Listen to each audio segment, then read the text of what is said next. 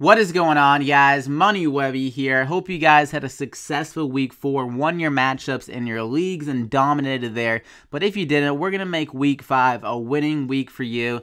Pretty much what I do here is I run through the injury reports every single week, give you my analysis on it, and then give you my favorite pickups at every single position. And then lastly, I'll give you some quarterback streamer options for the week if you guys are streaming any quarterbacks. So make sure to subscribe if you are new here to get these videos every single week. And drop a like down below. It really helps me out and so I can keep these videos coming for you guys every single week. So let's get into the injuries. On Thursday Night Football, we had the Packers playing. That game took like 7 hours, it seemed like, but Ty Montgomery and Jamal Williams both got hurt in that game. It's looking like both those guys are going to be out for week 5, but they should be good going forward. That means Aaron Jones should get the start in that game, so he could be a nice little fill-in for a week if you need help for like a bye or something like that this week. And then moving on, we got the Atlanta Falcons wide receivers. They got hurt. Julio Jones, Mohamed Sanu, both injuries aren't supposed to be like that significant, and they got a bye week next week, so they should be good to go after the bye. Then Jordan Matthews, it's looking like he's going to be out for at least a month, so that means Zay Jones should get a small little boost. I mean, he's been pretty damn bad this year, but Charles Clay will be he's already having a great year. He might see some more targets even on top of that, and LaShawn McCoy could see some more out of the backfield. So that shouldn't really affect anyone. I don't think many people are playing Jordan Matthews anyways. Amir Abdullah rolled his ankle. This guy cannot stay healthy, but it's looking like he should be fine going forward. He's actually clear to go back in the game, but they didn't put him back in.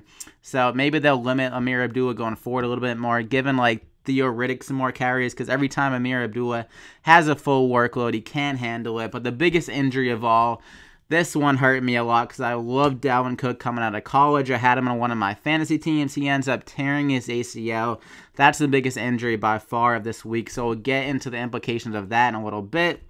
Then Marcus Mariota hurt his hamstring. He's considered day-to-day right now. He should be good to go for this week. He probably won't be running the ball as much. Keep that in mind if you're playing him in fantasy. That limits its upside. And then Derek Carr, it's looking like he is out 2 to 6 weeks with a back injury. So that has some big implications on Amari Cooper, who's already been horrendous this year. Then that'll hurt Michael Crabtree a bit. They'll probably try to utilize their running backs a bit more, like Jalen Richard, DeAndre Washington, and maybe get beast mode a few more carries, because EJ Manuel isn't one of the best quarterbacks in the league, to say it frankly. So I think that's where we're going to hurt Cooper and Crabtree's upside. Maybe they'll utilize Jared Cook a bit more, as EJ Manuel isn't really a quarterback that stretches the field.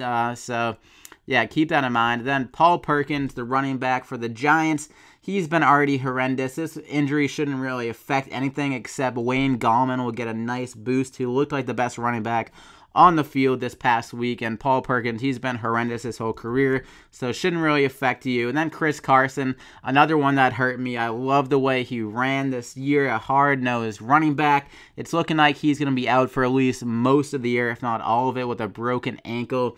So that's going to help to open up the door again for Rawls and Eddie Lacy. So that's really it for the injuries. Now let's get into the best waiver wire pickups at every single position. So we're going to start off by looking at the running back position. The best pickup by far this week has to be Latavius Murray for the Vikings, with Dalvin Cook being out for the year with that ACL injury. He saw 9 touches after Cook went down and saw 19 snaps. The Jerick McKinnon's 10 snaps in that game. He's going to take over most likely as the workhorse for this team. I'm seeing around like 15 to 20 touches per game. They signed him to a big contract over the offseason, so they did like him before they got Dalvin Cook. I think he fills the role of Dalvin Cook between the tackles, that hard runner. Cook was actually a pretty strong, powerful guy for what he did in between the tackles. So I think Latavius Murray can definitely fill that void. McKinnon's not a good runner. He'll take away some catches from Murray, but Murray's going to be handling all of the work between the tackles. Well, not all of it, but most of it. And he has that goal line potential as well. As we saw with the Raiders, he got 10+ touchdowns last year. So I think Latavius Murray can be a solid running back too for your team. And I'd probably pay like 30 to 50% of the fab budget, especially if you're hurting at running back. I'd probably go around 50% if you really need a running back. This guy could have some upside in this good Vikings offense with the weapons on the outside. You can't really crowd the box with Diggs, Thielen, and then Kyle Rudolph on the outside. And Sam Bradford, it's looking like he might be coming back sooner rather than later. So I like Latavius Murray on this offense. So yeah, I think he's the best pickup for this week. And a touch on Jerick McKinnon, I would only really go after this guy if it's full point PPR. I think he could have some value there as like a flex option if you're hurting at running back, as you did see a lot of catches last year when AP was out for the year. But Latavius Murray, he can catch the ball, and he was a solid third down back for the Raiders, so I'm not sure how much McKinnon will get. I could see him getting around like 3 catches per game and maybe like a few carries during the game. So his touches upside is not that great. He doesn't have much upside on this offense, and unless Latavius Murray is just horrendous with the work he gets. So I'm not seeing it really for Jerick McKinnon unless you really need him. You don't have to blow the much fab budget compared to Latavius to get him. So I'd probably go around like 5%, if that, to get Jerick McKinnon. And also, something to touch on, if Wendell Smallwood and Alvin Kamara are available on the waivers, I would definitely go after those guys. I'll touch on my rankings for the running backs after this, but another guy I'm looking at is Thomas Rawls instead of Eddie Lacy. Pete Carroll hinted at him taking over instead of Lacy. He was a healthy scratch last week. Eddie Lacy, he's not good anymore, guys. Let's just face it. I think Thomas Rawls is the better back, so I think he'll try to take over that Chris Carson job, like to a lesser extent. I don't know what the hell I'm saying here, but he doesn't have the same upside with CJ Prozat. It's going to be back this week most likely, and that McKissick guy looked friggin' phenomenal in that game. Used to be a wide receiver, looks fast as lightning, in that nasty catch to seal the game for the Seahawks. So that really got Pete Carroll's eyes going. His eyes lit up on the sidelines when he saw McKissick house that first run. So I would definitely keep an eye on that. And for my next running back, it's going to be Wayne Gallman for the Giants. He saw around 31 snaps out of the 80 snaps for the Giants. I think he's going to be taking over as a primary running back for this team, with Shane Vereen handling that change of pace, receiving back work. So I think Wayne Gallman could be a solid running back 3 for your team, and he's by far the best running back. Paul Perkins sucks. Orleans Darkwa sucks. So I think Gallman, he's going to be the future for this team. He's a 4th-round pick for them, so obviously they liked him out of college. No reason to not go with them. They're already 0-4. It's a lost season. Got to get your rookie guys going, your young guns. I think Wayne Gallman is going to be the guy for the future, so I'd go and pick him up. And for another rookie running back that I really like, it's Elijah McGuire. This guy's looked phenomenal in the work he's got. He got over 100 yards this past week, and his workload is trending up every single week. I do know that Matt Forte was out this past week, so I'm not sure what's going to happen when Forte is back. He is just not good, so I don't understand why the Jets would bring him back and give him work when you got to prepare for the future with guys like Elijah McGuire and Bilal Powell. He's already like 29 years old, so McGuire is the future of this team, and he looked great this past week, so no reason to keep him going week by week. I think he should be like a good bet for like 10+ touches every single week going forward. So those are the running backs I'm looking at if I was going to rank them. Keep in mind, Wendell Smallwood is still like under 60% owned in some leagues. So Latavius Murray would be my number 1 running back to pick up. Then Wendell Smallwood would be number 2, who looked good for the Eagles, got like 6 catches in that game. And then Alvin Kamara below there.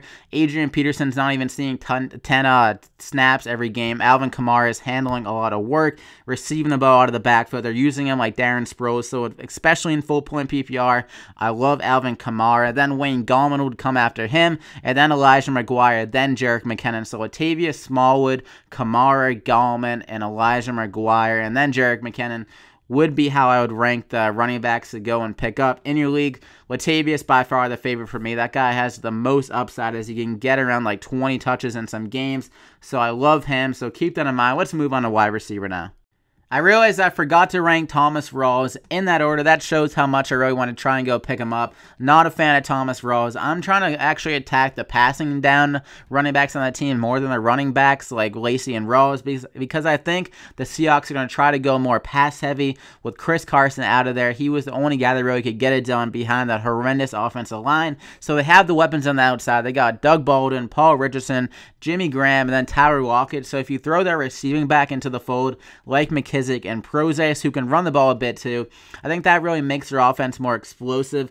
They can do those quick checkdowns to really limit the offensive line to being that big of a factor in the game. So that's where I think the Seahawks are going to go in, but who knows what I think. I mean, I'm not a friggin' NFL coach, but that is what I would do as a Seahawks coach. So I'm not really trying to target Rawls and Lacey. They can't do anything behind that bad offensive line. Lacey doesn't look good, so that is what I'm thinking. So let's move on to the wide receivers. First guy is going to be Devin Funchess. He's been a beast without Greg Olsen. Had 10 and 9 targets over the last 2 games without him. Those weren't two dream matchups, but he honestly looks better than Kelvin Benjamin to me. He's getting open more and just better move the chains guys. Kelvin Benjamin seems more like a jump ball guy, one of those red zone targets. So I think Funchess is that new move the chain guy without Greg Olsen. He's going to be gone for at least a few more weeks here. So I think Funchess will carry some wide receiver 3 value without Olsen. And yeah, I think Cam Newton seems to have that chemistry with them. So I really like Funchess as a nice wide receiver 3 for your team. And another guy, he's coming back here. Will Fuller had a big game, only 35 yards, but he got 2 touchdowns in that blowout over the Titans. He's going to be an up and down wide receiver 3-4 with that speed and big play potential. He's really going to open up the field. So I think Will Fuller, not a bad option. And full point PPR, I don't really see it that much, but in like standard leagues where you can get that bomb and touchdown, I really like him as an upside wide receiver 3/4. So keep that in mind as well. Then another guy who is great for full point PPR, Sterling Shepard. He's getting a lot of looks every single week with this pass-heavy offense of the Giants. They can't run the ball, so I think they'll continue to give safe targets for Sterling Shepard over the middle of the field, and he has a nice matchup against the San Diego Chargers this week coming up. I mean, the LA Chargers, whatever, they can't get any fans to those games. They need to move back to San Diego, but Shepard, he has a great matchup here because Casey Hayward, he'll be matched up on Odell Beckham. He's really the only good cornerback left with Verrett out for the year, so I think Shepard can have a nice game here again going against the Chargers. So keep that in mind. And then, yeah, so that's pretty much it at wide receiver for guys that are coming off like the waivers this week. So if I was going to rank these guys, and then 2 other guys that probably you're going to be picked up in your league, but maybe not, I would rank it Devin Funchess, Sterling Shepard, Will Fuller, Cooper Kupp, who might be picked up in your league, and then John Brown from the Cardinals, who came off that injury. When he's healthy, that guy produces. He saw 7 targets this past week for the Cardinals, and he had a touchdown to actually win the game, but it was overturned. So I think he's a nice option. So Devin Funchess, Sterling Shepard, Will Fuller, Cooper Kupp, and John Brown is how I would rank the wide receivers for you to go pick up in your league. So that's really it at wide receiver, and let's move on to tight end now. So the first guy I'm looking at is Charles Clay. He might already be picked up in your league, but this guy has been having a crazy good year. He's coming off a 5 catch for 112-yard effort against the Falcons. And like I touched on before, Jordan Matthews is going to be out for at least a month. So I think Clay's production and targets should remain there for this Bills offense that really has no other pass catchers that can consistently do anything for this team. So I think Charles Clay, a solid tight end 1, maybe a mid-range guy the rest of the year, but he is very consistent at a position where you can't really get a consistent production out of like tight end. So I really like Charles Clay, my number 1 tight end to go pick up if he's still available on your waivers. And 2 other guys that can be a solid tight end for your team is going to be Evan Ingram. He's seeing some consistent targets, has looked good for the Giants, so I like Ingram. And then Austin Seferian-Jenkins on that Jets team. He honestly looked like the best receiver on that team, working the middle of the field. He had a crazy good catch against the Jags. That was a good matchup against the Jags, but I think he should remain to see some targets on this Jets team as they should be working from behind most of the rest of the year. I mean, I don't know. Somehow they're remaining competitive in these games, but I don't think that will remain the same like going forward. They probably will be working from behind in most of the games remaining. So those are the 3 guys: Charles Clay, Evan Ingram, and Austin Seferian-Jenkins, my top tight end pickups for the week. And for some quarterback streamers this week, I have some guys that should be available in your league. We got Eli Manning going against the Chargers. Like I said before, their secondary is beat up. They really only have 1 good cornerback in Casey Hayward, so I think Eli Manning will have another solid week. And then Jameis Winston, if he's available in your league, going against the Patriots, the worst secondary by far so far in the whole NFL. He should have a great week on Thursday Night Football there. And then Deshaun Watson, a pretty tough matchup against the Chiefs, but he's looked great, and he has that running ability to add to his floor and his upside. And my last guy is going to be Carson Palmer in another good matchup. So those are the guys. You got Eli Manning, Jameis Winston, Deshaun Watson, and Carson Palmer are my quarterback streamers for the week. I hope you guys enjoyed the video. Leave a like down below if you guys did enjoy it, and subscribe if you're new here to get these waiver wire pickups, the injury analysis, whatever, some streamer options every single week. I wish you guys well on the wire. Hopefully you get the guys you want. There's nothing more annoying than bidding like 30 for a player and then someone else bidding like 31. That's literally my worst thing to wake up to in the morning. So I hope you guys get the player you want and keep the success going this year. Hopefully there's not any more injuries, but I wouldn't be able to make these videos probably if there's no more injuries. It is a game of violence, the NFL. But whatever, guys, let's keep it going. I'll see you back here next week.